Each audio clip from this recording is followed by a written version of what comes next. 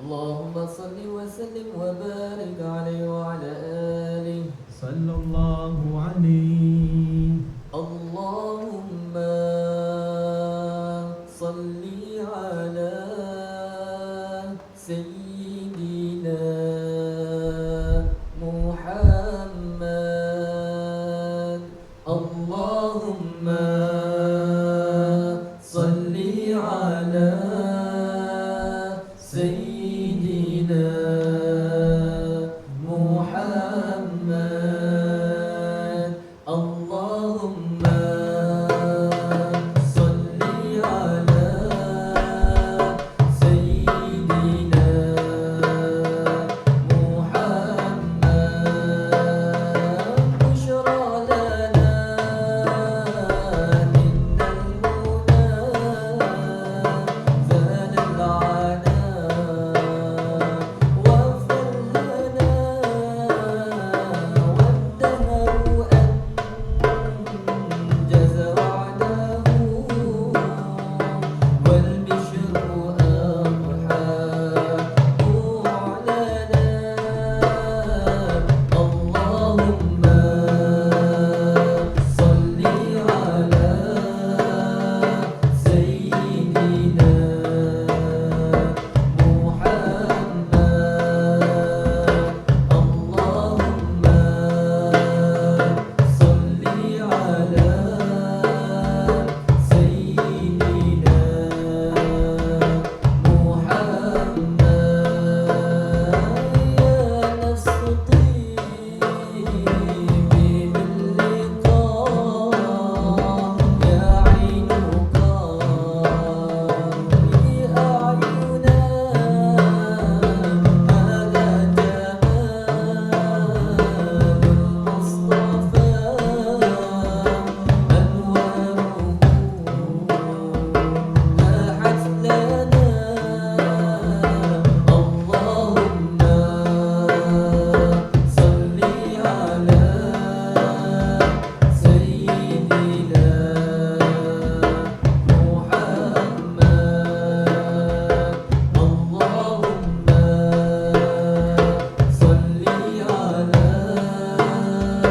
سيدنا محمد.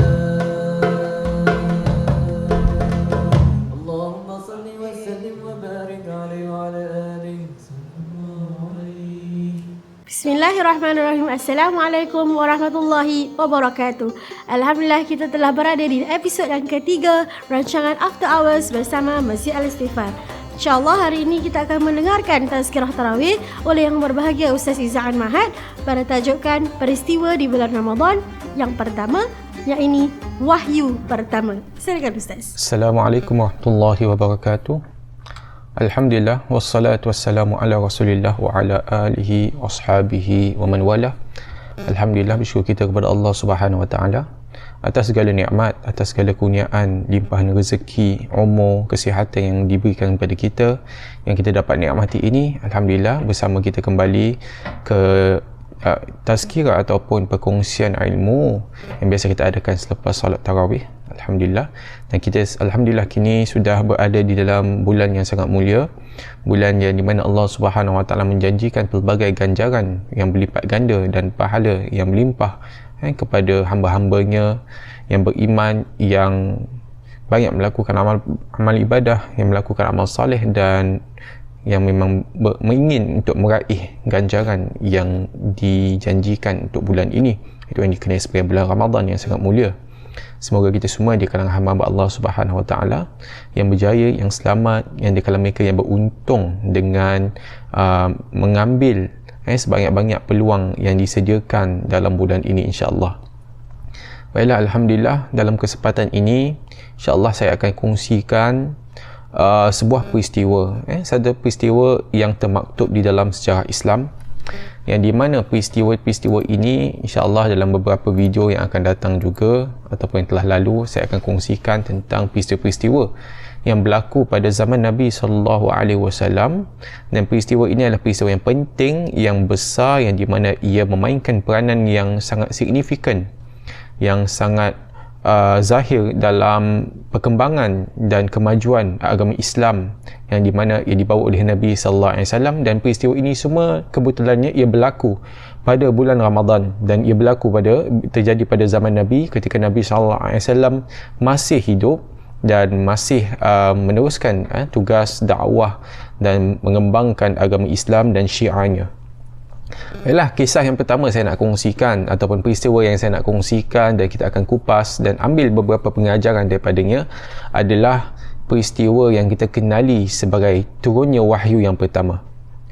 Para ulama mereka mengatakan bahawasanya turunnya wahyu yang pertama, yang di mana kisah ini termaktub dalam Al-Quran dalam surah Al-Alaq, yang kita maklum, di mana dimaktubkan ataupun diceritakan dalam Al-Quran bagaimana diturunkan kepada Nabi sallallahu alaihi wasallam wahyu yang pertama daripada Jibril alaihi salam ketika baginda sallallahu alaihi wasallam dalam gua. Kemudian saya juga akan kongsikan sedikit sebanyak daripada sebuah hadis yang sahih, dan di mana hadis ni panjang, yang hadis ni sebenarnya sangat panjang, yang di mana diceritakan secara detail bagaimana Nabi sallallahu alaihi wasallam juga menerima wahyu daripada sebelum berlakunya peristiwa tersebut sehingga apa yang berlaku selepasnya. Tetapi saya akan rumuskan, dan pada masa yang sama saya akan sertakan dengan beberapa faedah dan iktibar yang kita boleh ambil dan dapat kita amalkan dalam kehidupan kita.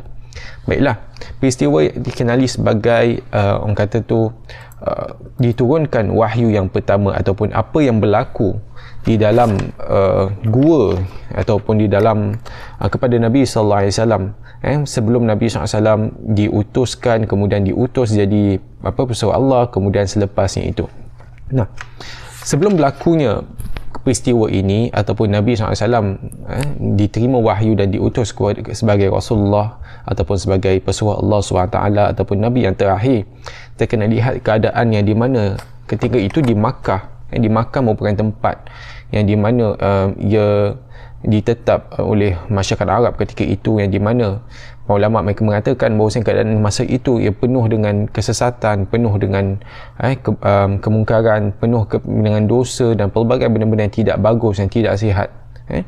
Dan ketika itu Nabi SAW, oleh sebab itulah keadaan di Makkah itu yang sangat tidak bagus ataupun tidak sihat, maka Nabi mengambil keputusan untuk bersendirian ataupun berkhulwah, untuk beruzlah juga perkataannya, bersendirian di dalam gua untuk memikirkan, untuk fokus, untuk bersendirian, untuk menyepikan dirinya dan menjauhkan dirinya daripada pelbagai keburukan yang berlaku dekat Mekah ketika itu.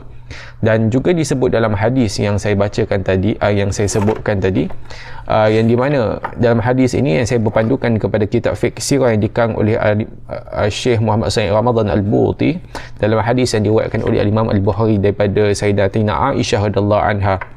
Hadis yang panjang yang di mana Nabi Sayyidatina Aisyah dia mengatakan bahawasanya pertama sekali ketika diturunkan wahyu kepada Nabi sallallahu alaihi wasallam sebenarnya bukan dekat orang kata tu dekat dalam gua tersebut, tetapi wahyu yang pertama itu diturunkan atau diberikan kepada Nabi sallallahu alaihi wasallam ketika itu Nabi dalam keadaan tidur, iaitu diberikan dalam mimpi, yang dikenali dalam para ulama sebagai ar-ru'ya as-sadiqah. Cuma yang diwahyukan itu bukanlah ayat Al-Quran, bukanlah wahyu Al-Quran, tetapi seperti disebut di sini bahawasanya seakan-akan satu petanda yang datang daripada Allah Subhanahu Wa Taala.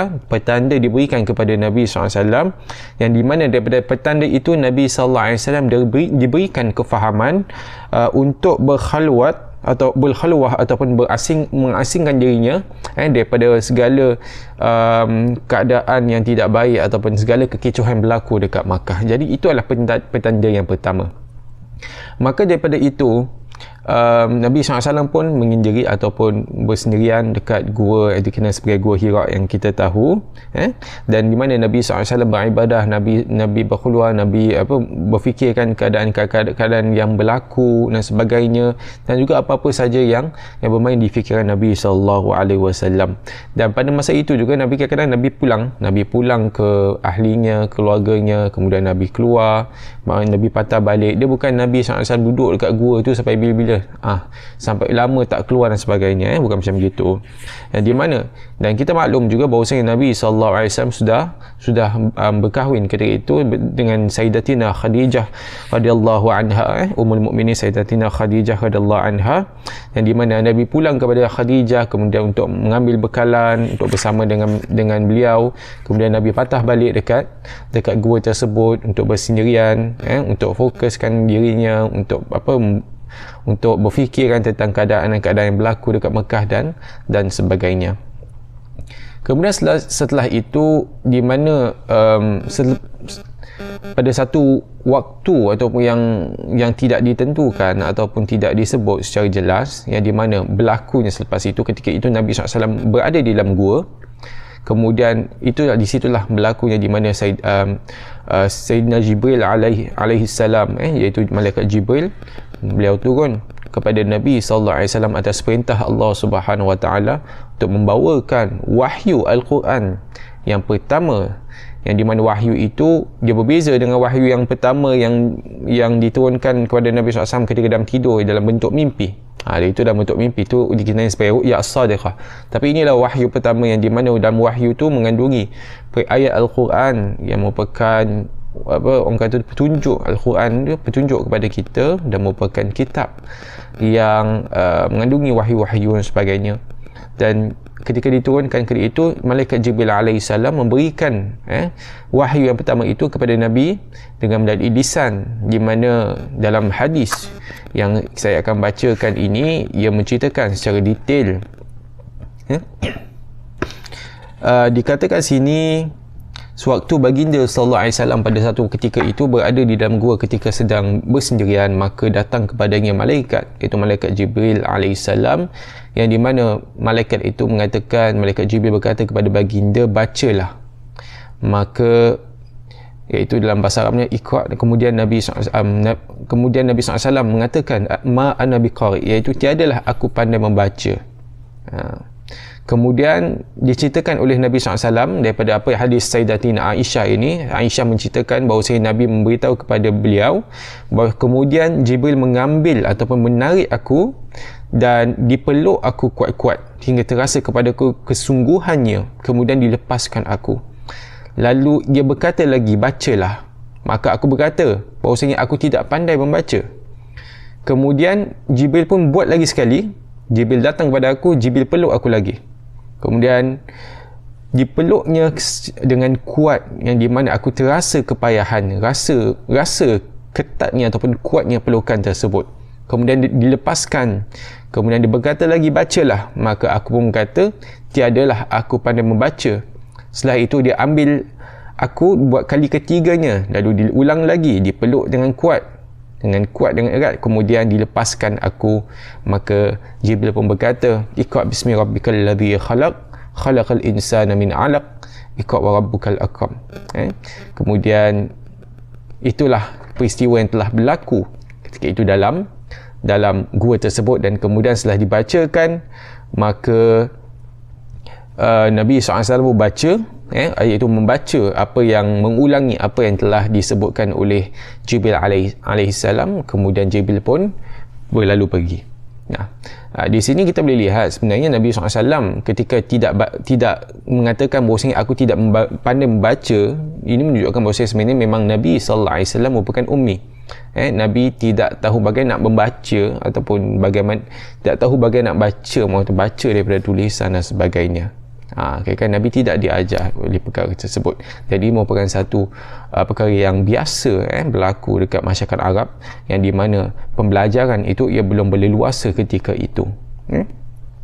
Tapi Nabi SAW boleh orang baca, orang sebutkan, maka sudah tentu Nabi ulang balik apa yang telah dibaca ataupun disebutkan oleh Jibril AS. Kemudian dalam hadis ini seterusnya Aisyah menceritakan bahawasanya baginda pulang dengan ayat-ayat itu, iaitu Nabi ingat ataupun hafal apa yang telah diajarkan oleh Jibril ketika di dalam gua tersebut, dan hatinya dalam keadaan gementar. Nabi rasa takut, Nabi rasa gementar, kerana itu merupakan satu peristiwa yang tidak pernah berlaku kepada baginda, dan itu merupakan satu peristiwa yang orang kata tu membuat sesiapa dalam keadaan gementar. didatangi oleh satu sosok ataupun satu bukan kita kata orang lah, tetapi oleh satu makhluk yang di mana dia melakukan perkara tersebut kepada Nabi SAW, maka Nabi rasa gemetar, Nabi rasa takut dan sebagainya. Hingga kan ketika dia pulang kepada ahlinya iaitu Khadijah, Sayyidatina Khadijah, maka dia berkata zamiluni, perkataan zamiluni iaitu selimutkanlah aku, di mana Nabi SAW katakan kepada Khadijah untuk menyelimutkannya kerana beliau dalam keadaan takut. Ni kita biasa dalam keadaan takut, gementar, maka kita nak perlukan rasa tubuh badan kita ini ia seakan dipeluk ataupun merasa selamat. Dan kebiasaan manusia kalau rasa selamat dalam selimut. Kemudian dia menceritakan apa yang berlaku itu kepada Khadijah dan mengatakan sesungguhnya aku takut dekat atas diriku. Kerana Nabi SAW merisau. Apa yang berlaku itu bukan satu peristiwa yang biasa berlaku tiap-tiap hari. Apa yang berlaku kepada baginda itu bukan satu kejadian yang luar biasa, yang lain daripada yang lain. Sebab tu Nabi SAW rasa takut kalau perkara itu berlaku kepada kita.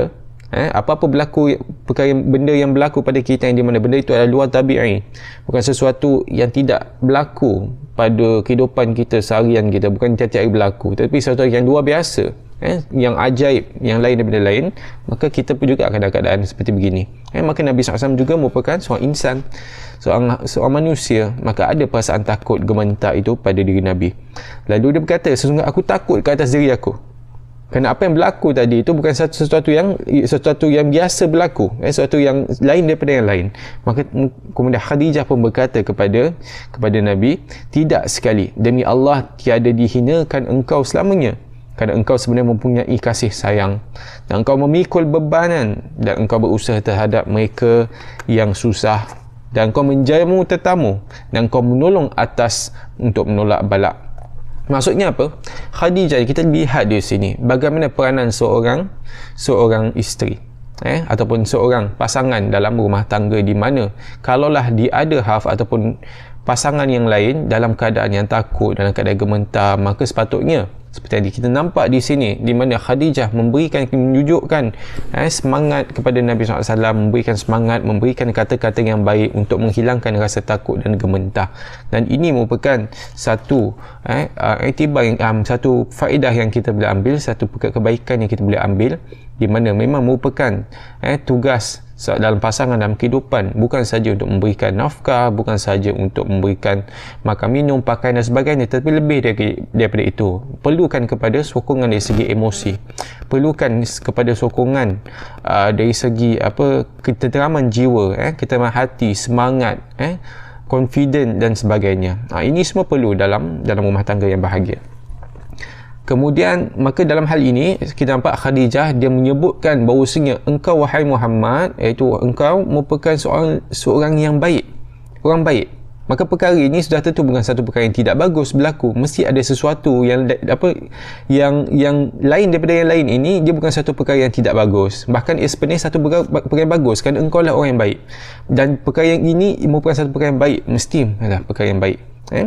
Kemudian apa yang berlaku selepas itu, maka Khadijah pun pergi bertemu kepada Waraqah bin Naufal ibnu Asad bin Abdul Uzza, yang di mana dia merupakan anak kepada bapa saudara Khadijah, yang di mana Waraqah ini merupakan seorang yang beragama Nasrani ketika di zaman jahiliah, dan seorang yang pandai menulis kitab atau kitab Ibrani, merupakan kitab yang digunakan oleh masyarakat Arab yang beragama Nasrani atau Kristian ketika itu.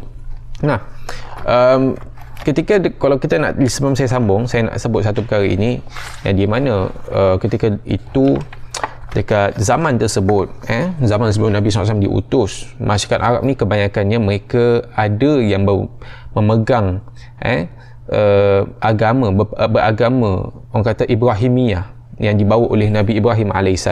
Cuma mereka tak mengamalkan ni lah sebanyak, kerana dah lama sangat mereka dah penuh dengan kejahilan, penuh dengan zaman jahiliah, melakukan kerosakan, melakukan penipuan, melakukan keburukan dan sebagainya. Maka agama yang dibawa oleh Nabi Ibrahim AS dah sedikit-sedikit, maka dari zaman ke zaman, maka ia telah hilang. Maka mereka pun beragama, walaupun mereka percaya kepada Allah SWT, Mungkin mereka percaya, tetapi mereka juga menyembah kepada patung-patung dan sebagainya. Dan patung ni semua dia masuk selepas Nabi Ibrahim AS dah meninggal dunia, yang dibawa oleh orang-orang daripada tamadun yang berbeza, dibawa, maka mereka pun terpikat, mereka pun ikut dan sebagainya, dan akhirnya menyembah patung itu bukan satu perkara yang biasa dekat di kalangan masyarakat Arab dan khususnya di Mekah ketika itu. Tapi ada juga segelintir di kalangan masyarakat Arab zaman jahiliah itu, mereka beragama kepada agama Nasrani, yang dibawa di mana agama Nasrani ini ia sebenarnya asalnya adalah yang dibawa oleh Nabi Isa alaihi salam. Bukan saya kata Nabi Isa alaihi salam bawa agama Nasrani lah, tetapi idamakan Nasrani kerana mereka berpandukan atau berpegang kepada kitab Injil. Yang kitab Injil itu di mana ia dibawa oleh Nabi Isa alaihi salam, dan mereka digelar sebagai golongan Nasrani. Dan juga pada zaman itu juga ada golongan Yahudi. Ada juga golongan Yahudi, yang di mana golongan Yahudi ini mereka daripada para anbiya mereka, yang di mana orang kata tu daripada Bani Israel, iaitu kitab Taurat mereka. Jadi ada golongan orang yang beragama Nasrani, ada Majusi, ada golongan Yahudi dan sebagainya. Dan juga seperti saya sebutkan tadi, kebanyakan di kalangan masyarakat Arab mereka beragama pada agama menyembah patung ataupun agama Nabi Ibrahim, tetapi syariatnya itu sudah dilupakan ataupun sudah hilang kerana mereka dah buat benda-benda yang tidak disampaikan atau diajar oleh Nabi Ibrahim AS. Baiklah, setelah itu saya teruskan apa yang berlaku seperti saya katakan tadi, di mana setelah berlakunya apa yang terjadi kepada Nabi SAW, Nabi dia keadaan takut dan gemetar. Kemudian Sayyidatina Khadijah memberikan kata-kata semangat, memberikan keyakinan kepada Nabi SAW yang dalam keadaan takut dan keadaan risau, yang bahawasanya Nabi ini merupakan orang yang baik, maka perkara ini tak adalah perkara yang buruk berlaku kepadanya. Maka dia pun menandakan satu perkara yang luar biasa. Maka Sayyidatina Khadijah dia pun bertemu kepada Waraqah bin Naufal, yang di mana Waraqah bin Naufal merupakan anak kepada bapa saudaranya, dan dia tahu bahawa Waraqah bin Naufal merupakan seorang yang alim dalam agama Nasrani, dan beliau berpegang kepada kitab yang diturunkan kepada Nabi Isa AS, iaitu kitab Injil. Maka apa yang berlaku seterusnya, maka Khadijah pun berkata, wahai anak kepada bapa saudara, cuba dengarkan kepada anak saudara kamu ini. Kemudian bertanya kepada Waraqah, wahai anak saudaraku, apakah yang kau lihat? Lalu Nabi SAW menceritakan apa yang dia alami dan dilihatnya. Setelah itu Waraqah bin Naufal berkata kepadanya, inilah Jibril AS yang pernah diturunkan Allah ke atas Nabi Musa. Sekiranya aku masih muda, dan aku masih pula hidup ketika dikeluarkan oleh kaum engkau, maka segera bertanya kepada Rasulullah SAW, apakah mereka hendak mengeluarkan aku? Jawab, ya, kerana tidak pernah datang seorang pun membawa risalah seumpama yang engkau bawa itu, melainkan ia akan dimusuhi, dan sekiranya aku dapati hari engkau itulah, tentu aku akan menolong engkau dan pertolongan yang sungguh-sungguh. Kemudian tidak berapa lama selepas itu Waraqah pun meninggal dunia dan wahyu pun berhentilah. Baiklah, apa yang berlaku di sini setelah Khadijah bawa ke Nabi SAW bertemu kepada Waraqah bin Naufal. Waraqah bin Naufal seperti saya katakan tadi merupakan seorang lelaki yang beragama Nasrani, yang di mana dia mempelajari dan dia berpegang kepada kitab Injil yang diturunkan kepada Nabi Isa alaihissalam. Sama ada kitab Injil itu masih tulen seperti mana diturunkan kepada Nabi Isa ataupun sudah berubah, itu bukan perbincangan di sini. Tetapi yang penting Waraqah bin Naufal dia kan sebagai orang yang alim di kalangan dalam agama Nasrani, dia pakar dalam hal itu. Maka Khadijah pun bawa kepada Nabi kepada Waraqah bin Naufal. Kemudian Waraqah bin Naufal pun bertanya kepada Nabi SAW apa yang telah berlaku. Maka Nabi pun ceritakan dengan jelas apa yang telah berlaku kepadanya. Maka Waraqah bin Naufal dia nampak bahawasanya apa yang berlaku kepada Nabi seperti yang diceritakan kepada itu merupakan satu perkara yang seakan yang serupa seperti mana yang telah berlaku kepada Nabi Musa AS. Dan dia tahu itu sebab ia ada dalam kitab Injil yang dia belajar, yang dia berpegang kepadanya. Dia mengatakan bahawa siapa orang yang ataupun makhluk ataupun sosok yang bertemu kepada Nabi SAW yang diceritakan oleh Nabi, yang bertemu dengan Nabi SAW dalam gua itu merupakan sosok yang sama yang datang kepada Nabi Musa alaihissalam. Kemudian dia tanya kepada Nabi SAW, Nabi SAW bertanya kepada dia bahawasanya apakah mereka hendak mengeluarkan aku. Iaitu sebab itu Warqah bin Nawfal ceritakan bahawasanya Nabi Musa AS juga didatangi oleh malaikat Jibril yang datang kepada Nabi sebelum itu. Kemudian Nabi SAW bertanya, adakah aku ini akan diusir ataupun dikeluarkan? Maksudnya apa? Maksudnya adakah memandangkan apa yang berlaku kepada aku ini adalah sama berlaku kepada Nabi Musa, iaitu Jibril datang kepada Nabi Musa untuk membawakan wahyu, yang di mana wahyu itu mengandungi perintah untuk menyebarkan dakwah, untuk menyebarkan dakwah, untuk mengajak umat manusia untuk menyembah Allah Subhanahu Wa Taala, ataupun menyatukan dan mengisahkan Allah Subhanahu Wa Taala. Dan apa yang berlaku kepada Nabi Musa, kita semua tahulah kisah di mana Nabi Musa AS beliau berhadapan dengan pelbagai cabaran, pelbagai dugaan dalam menyebarkan dakwah, sampai dibenci oleh orang sana sini, sampai dikejar, sampai ingin dihukum dan sebagainya. Maka Nabi pun bertanya kepada Warqah bin Nawfal, adakah perkara ini akan berlaku kepada aku seperti mana telah berlaku kepada Nabi Musa AS? Itu maksudnya lah. Kemudian Warqah bin Nawfal mengatakan iya, bahawasanya tidak pernah datang pun seorang yang membawa risalah ataupun membawa wahyu yang perintah daripada Allah SWT yang seperti mana yang engkau terima ini, ataupun apa yang engkau baru sahaja bawa, melainkan dia akan dimusuhi. Dan sekiranya dapatilah hari engkau itu, tentulah aku akan menolong engkau dan pertolongan yang bersungguh-sungguh. Itu maksudnya Warqah bin Nawfal mengatakan, kerana Warqah bin Nawfal umur dia dah lanjut. Dia dah umur dah lanjut, dia buta dan umur dah lanjut. Dia mengatakan bahawasanya kalau Nabi Musa AS, Nabi-Nabi yang lain semua mereka menerima risalah, maka mereka akan berhadapan dengan cabaran dan dugaan dalam menyebarkan dakwah dan mengajak umat manusia untuk orang kata tu menyembah kepada Allah Subhanahu Wa Taala, maka perkara itu akan berlaku kepada kau, kerana itu merupakan cabaran dalam berdakwah, di mana manusia mereka akan dimusuhi. Ada saja yang tak kena, ada saja mereka tak suka, dan ada saja yang akan melawan dan memberontak. Jadi dalam hal ini kita boleh lihat di antara tugas dakwah, kita bukan cakap pasal Nabi saja, dalam apa-apa saja tugas dakwah merupakan satu realiti yang di mana mereka akan berhadapan dengan cabaran dan dugaan, dan memang susahlah untuk kita ketepikan perkara ini, kerana ada saja yang tidak suka, ada saja yang tidak kena. Tetapi yang penting para anbiya, seperti mana mereka telah diberikan perintah, mereka berhadapan dengan cabaran dan dugaan, mereka tetap bersabar, mereka tetap mempunyai daya tahan yang kuat, dan mereka tetap meneruskan, kerana mereka tahu itu adalah amanah dan tanggungjawab yang telah Allah Subhanahu Wa Taala letak di atas bahu mereka, dan di mana ganjaran pahalanya, dan mereka akan diberikan balasan yang sesuai, balasan yang berlipat ganda, dan Allah Taala janjikan kenikmatan bagi mereka dekat dunia dan akhirat. Walaupun kat dunia mungkin tak ada kenikmatan, kerana mereka berdakwah, mereka dicaci maki, mereka diherdik, mereka dikejar, mereka dipukul dan sebagainya, tetapi tempat mereka di sisi Allah Subhanahu Wa Taala telah dijamin, dan dekat akhirat nanti mereka berada di tingkatan yang tinggi-tinggi. Kemudian Warqah bin Nawfal pun mengatakan bahawasanya, kalaulah aku ini masih muda, aku masih kuat, maka aku akan bantu kau, aku akan bersama dengan kau dalam menyebarkan dakwah yang ataupun risalah atau petunjuk yang engkau baru saja terima daripada Allah Subhanahu Wa Taala. Dan dalam hadis ini Sayyidina Aisyah mengatakan, tidak berapa lama sesudah perjumpaan itu, Warqah bin Nawfal pun meninggal dunia, dan wahyu pun berhenti. Maksud wahyu tu berhenti maknanya tak ada wahyu datang selepas wahyu yang Nabi terima dekat Gua Hira tersebut.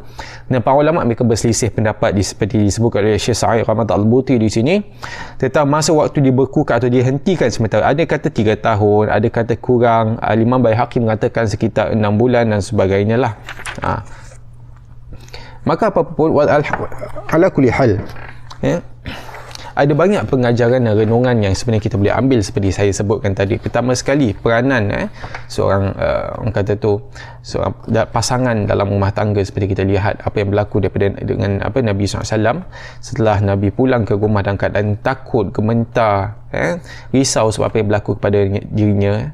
Maka Sayyidatina Khadijah binti Khuwailid radhiyallahu anha, dia menenangkan Nabi SAW, memberikan kata-kata semangat, mengatakan perkataan yang baik untuk menenangkan, berikan kenangan kepada hati Nabi SAW dalam keadaan takut. Maka itu adalah peranan yang sangat penting dipegang, bukan saja isteri kepada suami kepada isteri juga. Sesiapa saja boleh dalam keadaan takut dan gemetar, dan di situlah kepentingannya pasangan kehidupan ini. Mereka bukan saja memberikan orang kata tu kelengkapan dari segi pakaian, dari segi makanan, dari segi harta benda dan sebagainya, tetapi lebih daripada itu iaitu perlu kepada sokongan dari segi rohani, dari segi semangat, dari segi keyakinan, dan juga dari segi orang kata tu kata hatilah, ketenteraman hati dan jiwa. Wallahu ta'ala alam. Dan juga ada beberapa pengajaran dan kena kita nampak daripada saya kongsikan tadi, iaitu tugas dakwah seperti yang telah disebutkan oleh Warqah bin Nawfal. Warqah bin Nawfal mengatakan bahawasanya ketika ditanya oleh Nabi SAW, adakah aku akan diusir atau dikeluarkan, maksudnya apa, adakah kaum aku ataupun adakah masyarakat Arab yang tinggal bersama di kat Mekah ni, mereka akan halau aku ataupun usir aku sebagaimana telah dilakukan oleh terjadi kepada para anbiya terdahulu, yang di mana para anbiya terdahulu disebabkan dakwah mereka diusir oleh kaum mereka, ahli keluarga mereka pun herdik, dicaci maki, dipulaukan dan sebagainya. Maka Warqah bin Nawfal kata, iya, dan kalaulah aku masih hidup dan aku masih muda, aku akan bantu kau, aku akan bersama dengan kau, aku sokong kau. Cuma Warqah bin Nawfal meninggal dunia tidak berapa lama selepas itu. Dan di sini kita lihatlah tugas dakwah yang sangat berat, yang bukan mudah, yang di mana dia datang dengan pelbagai cabaran dan dugaan, tetapi tujuannya itu ataupun tugasnya itu merupakan tugas yang sangat mulia, tugas para anbiya, tugas para nabi yang telah Allah SWT utuskan. Dan kita sebagai umat Islam, setiap daripada kalangan kita, sama ada kamu ni ustaz ke ataupun bukan, kamu punya tugas walaupun sedikit untuk kamu berdakwah, untuk menyebarkan ajaran Islam. Walaupun kamu tidak tahu banyak pun, tetapi selagi mana ada sedikit ilmu dalam ilmu agama Islam yang kamu tahu, maka kita semua memainkan peranan dakwah. Dan peranan dakwah ni tidak semestinya dalam bentuk duduk dekat kursi kemudian saya sampaikan syarahan ataupun ceramah, tidak semestinya begitu. Nasihat itu merupakan satu dakwah. Nasihat itu merupakan satu dakwah, cadangan itu merupakan satu dakwah. Dan melakukan apa-apa saja, kamu tak cakap pun, kamu lakukan satu perkara baik di hadapan manusia, di mana dengan harapan moga-moga perkara baik itu ia diikuti menjadi amalan oleh orang lain, ikut kerana ia satu perkara baik, maka itu juga satu dakwah. Man sana fil Islam sunnatan hasanatan falahu ajruha wa ajru man amila biha min ghairi an yanqus min ujuri syai'. Yang bermaksud bahawasanya siapa yang memulakan satu perkara yang baik dalam Islam, yang di mana kemudian perkara baik itu ia diikuti oleh orang ramai atau orang lain, maka pahala, kamu akan dapat pahala sebab kamu lakukan. Orang tersebut bila dibuat, dia dapat pahala, kamu pun dapat kopi pahala dia diberikan kepada kamu tanpa mengurangkan pahala yang dibuat oleh orang yang mengikuti kamu. Jadi pahala yang sangat besar dalam dakwah dan ganjaran yang sangat besar bagi mereka yang menyebarkan agama Islam. Jadi itu sedikit sebanyak tentang satu peristiwa yang berlaku pada bulan Ramadan pada zaman Nabi SAW, untuk pengetahuan kita dan ilmu kita. Semoga ia merupakan satu peristiwa yang memberikan pengajaran, yang membuat kita renungkan apa yang dapat kita amalkan dalam kehidupan kita. Ada lagi satu pengajaran yang saya nak kongsikan. Dalam Islam, kita lihat apa yang berlaku kepada Nabi SAW sebelum, disebabkan oleh kekecohan, kebukaan yang berlaku dekat Mekah. Dekat Mekah itu, dan juga mungkin ada sebab kenapa Nabi SAW naik dan beruzlah dan bersendirian dekat dalam Gua Hira itu. Ada sebuah hadis yang di mana Nabi SAW bersabda tentang, menceritakan tentang 7 golongan yang di mana Allah Subhanahu Wa Taala berikan naungan dekat pada mahsyar, ketika di mana tiada naungan kecuali naungannya. Hadis sab'atun yuzilluhumullah fi zilli yawma la zilla illa zilluh. Di antara golongan ini adalah seorang lelaki yang di mana dia bersendirian, yang di mana dia mengingati Allah Subhanahu Wa Taala bersendirian, dan memikirkan kepada Allah, memikirkan Allah Taala, berzikir dan sebagainya. Fafadat sa'inahu, sehingga kan ia mengalirkan air mata. Ini merupakan di antara golongan yang Allah Subhanahu Wa Taala akan berikan naungan, iaitu seseorang yang di mana dia bersendirian dalam keadaan sendirinya, itu dia mengalirkan air mata memikirkan Allah Subhanahu Wa Taala. Apa yang saya sampaikan sini adalah di mana kita sebagai orang Islam, kita ini pada zaman ini yang penuh dengan pancaroba, penuh dengan kekecohan berlaku kat luar dan sebagainya. Dan pada masa, kadang-kadang kita perlukan kepada masa untuk kita bersendirian untuk mengingati Allah Subhanahu Wa Taala. Maka ini, jadi apa yang Nabi SAW lakukan dengan pergi Gua Hira dan kemudian bersendirian, itu merupakan salah satu cara dia, iaitu kita perlu kadang untuk bersendirian dalam kita fokuskan diri kita beribadah kepada Allah Subhanahu Wa Taala.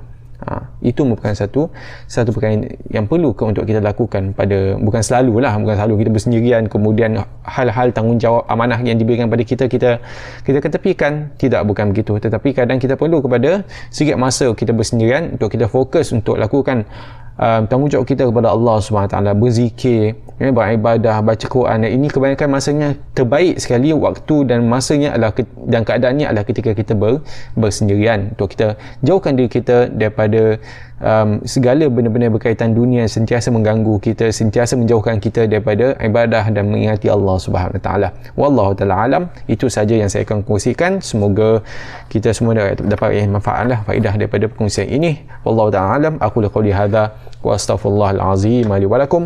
Wassalamualaikum warahmatullahi wabarakatuh. Alhamdulillah, jazakallah Ustaz Izzaan. Buat pengetahuan semua, Ustaz Izzaan merupakan pegawai dakwah di Masjid Al-Istighfar. Seperti mana yang dikongsikan, ini adalah peristiwa penting yang berlaku pada bulan Ramadan. Peristiwa yang saya kira semua umat Islam perlu ambil tahu, iaitu peristiwa penurunan wahyu yang pertama yang diturunkan, di mana malam itu diturunkan Al-Quran kepada Nabi Muhammad SAW melalui perantaraan Jibril AS. Proses penurunan ini bukanlah satu proses yang mudah. Baginda menerima dalam keadaan yang ketakutan, tetapi inilah titik permulaan baginda menjadi seorang Nabi. Tuan-tuan dan puan-puan yang dirahmati sekalian, kita masa kini Al-Quran berada di depan mata. Kita hanya perlu membacanya, perlu mempelajarinya. Jadi apakah alasan lagi yang perlu kita berikan untuk kita tidak membaca Al-Quran? Alhamdulillah, kita hidup di dalam masyarakat yang majmuk, di mana masjid tersedia. Segala apa yang kita lakukan, ibadah yang dilakukan, tiada halangan bagi diri kita. Jadi marilah kita mengambil kesempatan ini untuk kita membaca, untuk kita mempelajari dan memahami serta menghayati isi kandungan di dalam Al-Quran itu sendiri. Semoga Ramadan kali ini kita dapat menimba ilmu, kita dapat menambah ilmu kita mengenai pengajian Al-Quran itu sendiri. Wallahu a'lam bishawab. Kita akan bertemu selepas iklan ini.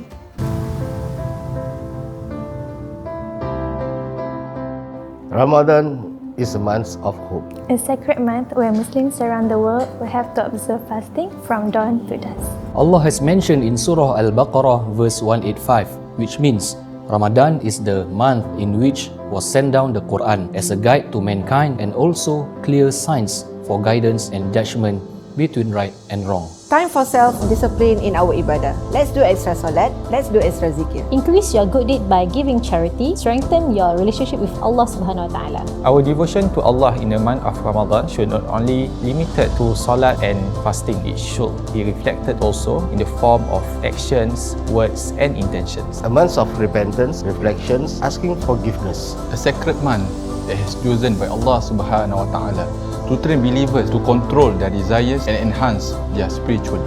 A month that teach us to have compassion toward others.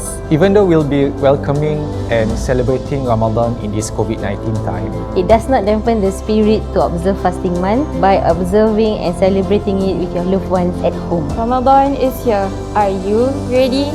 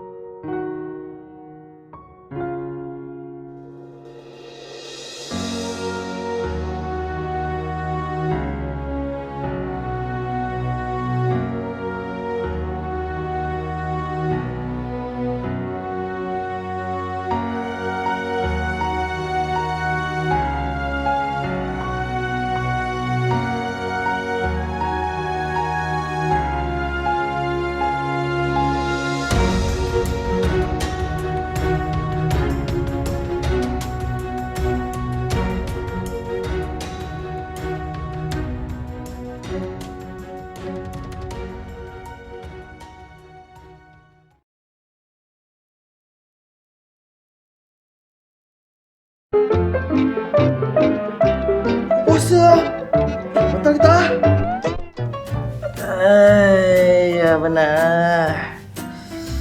Gatal nak hidung ni.